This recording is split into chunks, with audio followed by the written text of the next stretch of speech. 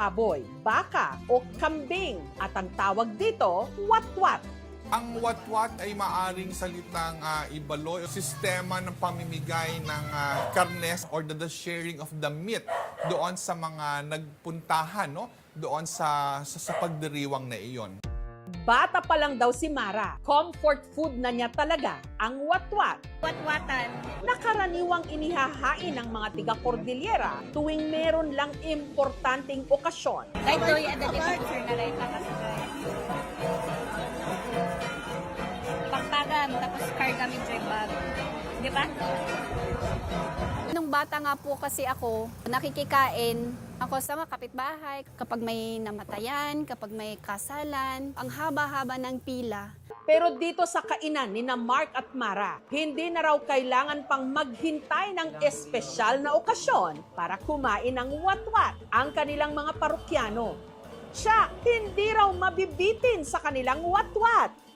Ang sahog kasi nito, overloaded! Sa isang plate, only rice na siya, only sabaw. May pansit kasama yung karne na 350 to 500 grams.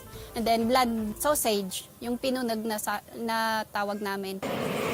Sa pagtanggal ng balahibo ng baboy, gumamit si Mark ng torch. Ang nasusunog na parte ng balat, nag-iiwan din daw ng aroma o smoky flavor na nagpapasarap. May flavor siya sa sabaw.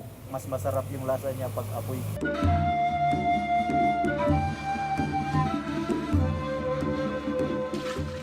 Hindi katulad ng ibang mga sabaw na sangkaterba ang mga pampalasa. Ang nagbibigay lang daw ng flavor sa kanilang watwat, asin.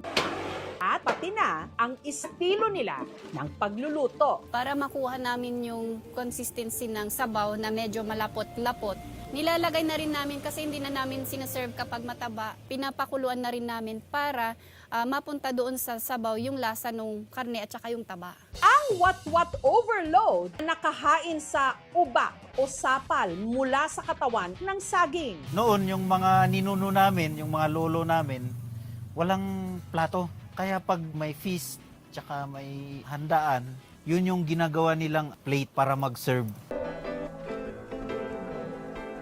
Ang libre namang unli sabaw nasa takure. Malinamnam. Parang matagal pinapakuluan siguro yung karne. Mayahambing siya doon sa ginagamit sa sabaw ng ramen. No? Para mai-promote pa natin yung isa sa mga kultura natin, food or delicacy, para sa mga